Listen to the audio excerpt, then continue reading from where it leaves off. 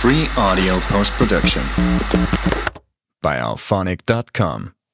Hello everyone, welcome back to day 7 of our 30-day Python series. Today we are diving into Python's built-in functions.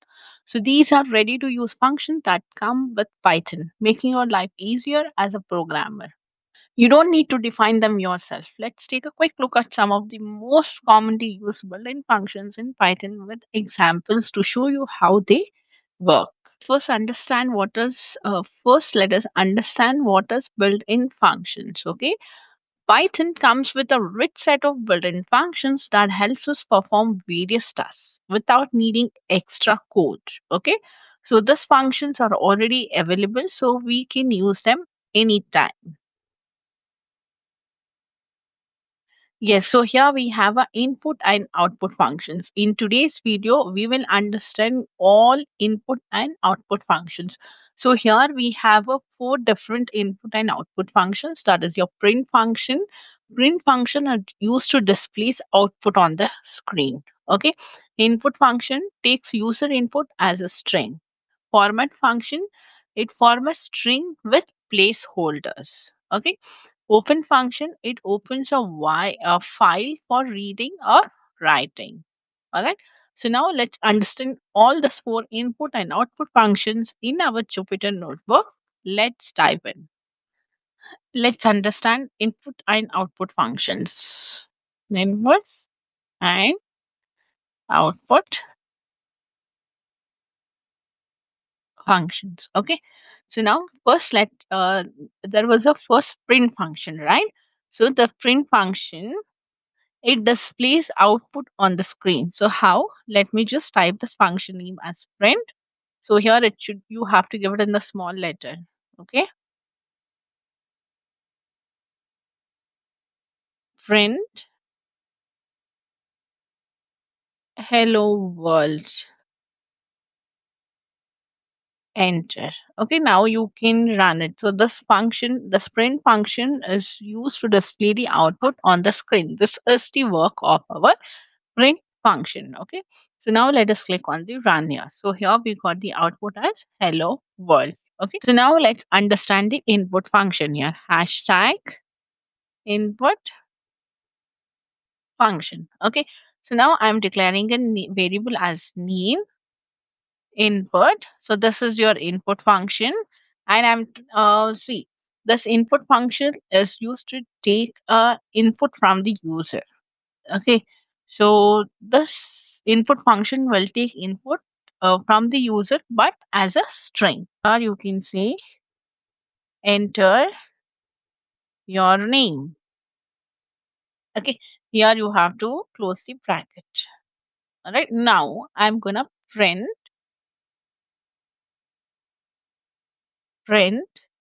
hello, comma name. Okay, I'm just calling this variable over here. Okay, here enter your name. So here it says my name is Asma.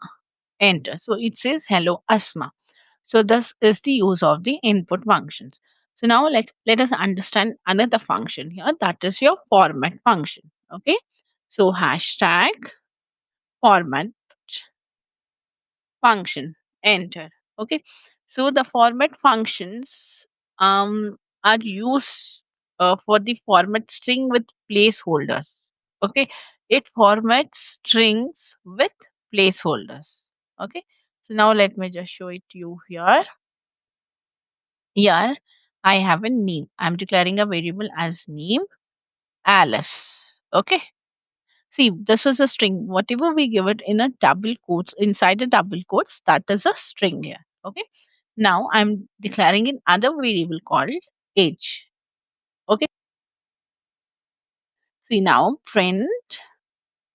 Here we can give it as my name is. Here I'm using a brackets. Okay. And I am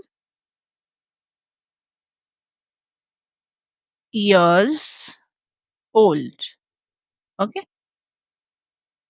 Here, what I'm doing here is, let me just close the bracket here. I have opened a double quotes here and I have closed the double quotes over here. Now dot and the format I'm calling. Okay. So this is the format as a function format name, comma, age. Okay. Yes. So now here I can give it a C. We can print it in this way as well. It says my name is Alice and I am 25 years old. Else you can give it in an another way here that I will show you here. Okay, so you can use this format. So this is very important function print, and here I'm declaring a format here. Okay, I'm just giving a format F. Okay, my name is, and here in the brackets we give it a name, and I am, okay, age, years old, old. Now close it. Dot. Okay. Now close this bracket. Okay. So here now let us run.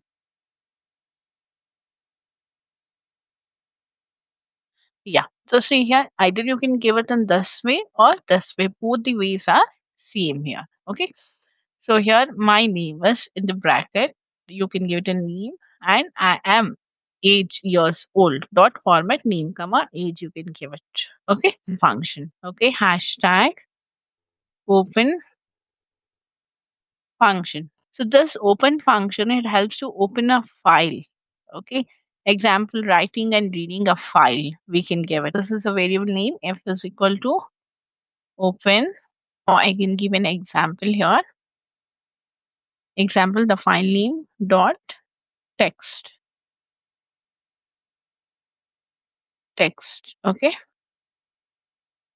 Comma. And your R opens it. R means it opens file in a reading mode. Okay. So now we can give it print print f dot read. Okay, because I don't have a search directory, so that's the reason I'm getting an output. So wherever your file is, you can give a file name here. It will open up. All right. Then here I have other functions. So see, this is your input and output functions. That all the four functions we have learned. So the first function was your print function, then the input function, format function, and open function. So this all the four functions are used for the output. Okay. Yeah, here we have a type conversion for functions. Okay. So means it helps us to convert the type. Okay. So in function, it converts a value to an integer. So if the value is in the string, so you can convert that to an integer using this int function. Okay. Then we have a float, converts a value to a string. You can convert it. Then here we have a string. It formats string with placeholders. Then we have a boolean. It converts a value to a boolean. Okay. So let's understand this now on this Jupyter notebook. Now here type conversion functions. Okay. So now here I'm using a first function as int. Okay. So this is your int function. Type conversion function as int. Alright. So as I told you, it helps to convert some value to an integer. Okay. Now I'm declaring a variable called name here. Name equals int. Now this, see, whatever you give it inside the double quotes, it's detected as a string here. Okay. Now wait, I'll just, what I do here is I'll just erase this int and we'll find out the type. Okay. Print type of name. Okay.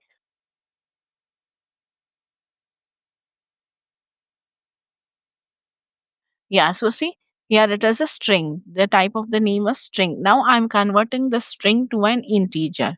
What I do here is, we'll do it in the next line. Okay. The same thing.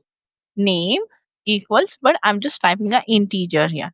Int, okay, 10. Now,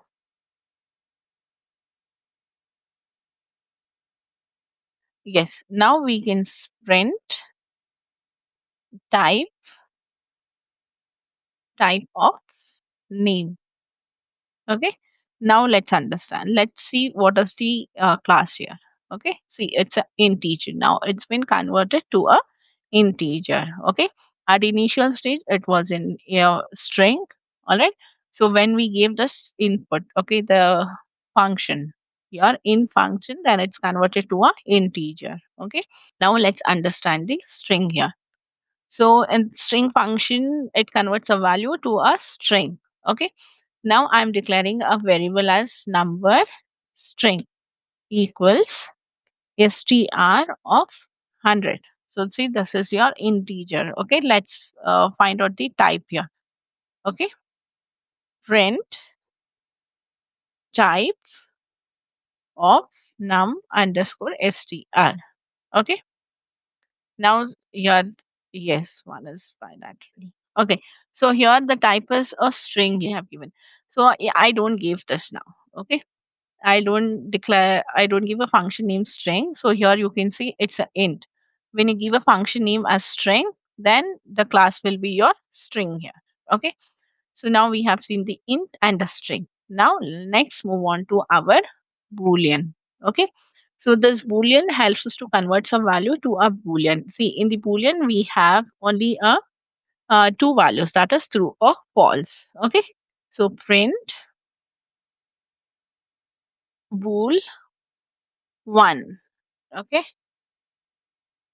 Bool one. So it gives us true. So one is true and print bool zero. Okay. Now give it a false here. Okay. So now here we have a list, tuple, set, and dictionary. Okay, so this is the type conversions we have it. So we can also say a data structures conversion functions. All right. So this list is used to convert to a list. Tuple converts to a tuple, and here we have a set. It converts to a set, and dictionary converts to a dictionary. So we are gonna briefly learn about this list, tuple, set, and dictionary in our upcoming videos. Now let's understand the list here. Hashtag list function. Enter. Okay. So now here I have, I'm declaring a variable name as tuple underscore data equals, here I'm giving 1 comma 2 comma 3. Okay. So here see, if we figure it, if we find the type here, the type will be of tuple here. Okay. Type tuple underscore data. Okay. Now see the type is tuple. I want to convert this tuple to a list. Okay. So what I do here is we can just print list and your tuple data underscore data, the variable name we have to give it here. Okay. Now we got this in a list. Okay. So for a list, we will be using a square brackets. For a tuple, the round brackets. Okay. Now let's understand about a tuple here. Okay. Tuple function. Yes. List underscore data equals, there I have 1 comma 2 comma 3. Okay. Now if you find out the type here, type equals 1 comma 2 comma 3. Okay, let me close the bracket and run. So the type is sorry, the type of the list we have to give it, list underscore data. Okay, let's run. So now this is a list. I want to convert this list to a tuple. So what you can do here is you can just print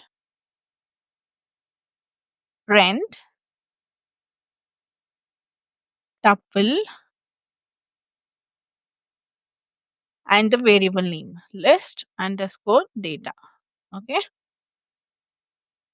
now run. See, now it's converted to a tuple here. All right. So now the next one we are going to understand, we will understand about a set here. Okay. Hashtag set function. Enter. And this function converts to a set. It removes the duplicates. Okay. So now I'm writing a variable as list underscore data equals. Okay. So see here 1 comma 2 comma 2 comma 3 comma 4. All right. Now let me just print here. Print set set of the list data with the variable name data. Okay, now run. See, it removed the duplicate here. So the 2 was 2 times. Now it's became in the output we got only 1 time. So that's it. Now let's understand the float. Okay, so hashtag float. So float converts a value to a floating point. Okay, so now for example, see here I have a num equals this value I'm giving just a number here 10 point in a string I'll give it 10.5 and close the double quotes bracket. Now print num. All right, so let us run. So you got the output as 10.5. Okay, now I'll print a type here, type of num. Okay, let's run. So here we got this as a string, so but I want a float here.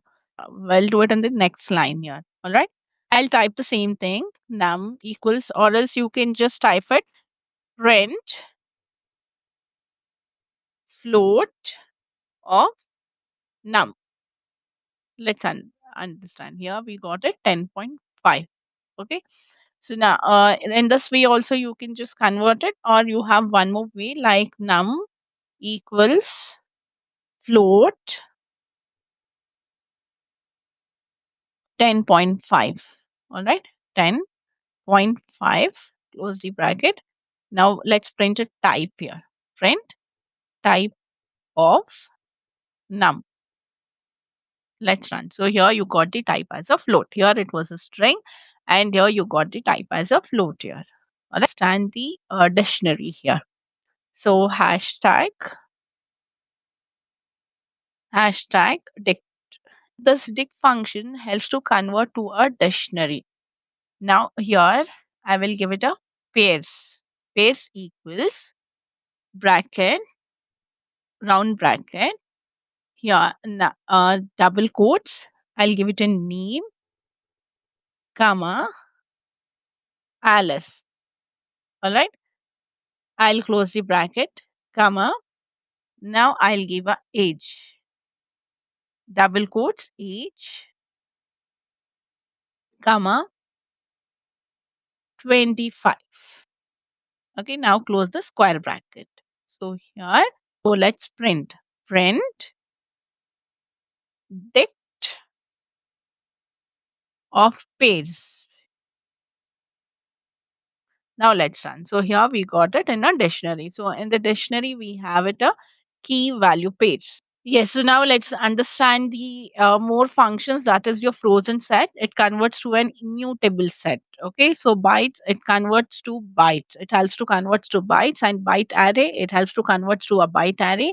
Memory view, it helps to create a memory view object. Sir, hashtag frozen set. Frozen set. I'll declare a variable as frozen equals. Now I'm calling this function name frozen set. Frozen set. Okay, I'm writing the numbers here 1 comma 2 comma 3 comma 4.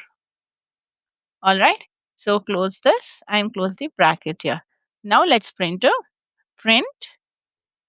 frozen. Okay, the variable name which you have given, the same thing you have to print it. So here we got it in the form of a frozen set. This is how you write a frozen set. Now let's scroll down. Let's understand the byte. Okay, bytes. Hashtag bytes. Enter. So here I will declare a variable as byte underscore data equals bytes, and here I will be giving it a hello comma c. Here we are giving a bytes UTF dash 8 bits. Okay. Now close the bracket and let's print byte underscore data. Run here. Okay. So here we got it. B byte. All right. That is a hello here. This is 8 byte. So now see, I'm going to explain you about this byte, array byte, everything in our upcoming videos in a brief manner. All right. Now let us understand the byte array. Hashtag byte array. Enter. I'll give a value as declare a variable as x equals byte array. All right. We are going to write it. All right. So here we give it a hello comma UTF-8. Close the bracket. Now print X. Enter. So here byte array, that is hello. We got this output. Now let us look at the memory view. Hashtag memory view. Enter. So here we can give it mem underscore view equals memory view. This is your inbuilt function. We have it byte underscore data. Let's print mem underscore view. All right. So this is we got it. Just we are going to view the memory here. All right. It's help us to view the memory. And we have a last one, that is viewing memory content. If you want to view the memory content, so you can use this viewing memory content here. Okay. Memory content. Now here let's give a print list of mem underscore view. Now run. So here we got it. All right. So 104, 101, 108, 108, and 111. All right. So this is the memory. Just we are viewing a memory here. So that's it for today. So these are just a few of the many built-in function the Python offers. So they save a lot of time by performing common tasks without having to write extra code. So make sure to experiment with this in your projects to get a better understanding. Don't forget to like, subscribe, and hit the bell icon so you don't miss the rest of the series. All right. So I'll be see you tomorrow on day 8, where we'll be covering more exciting built-in functions. Happy coding. Bye bye. Take care. Free audio post production by alphonic.com.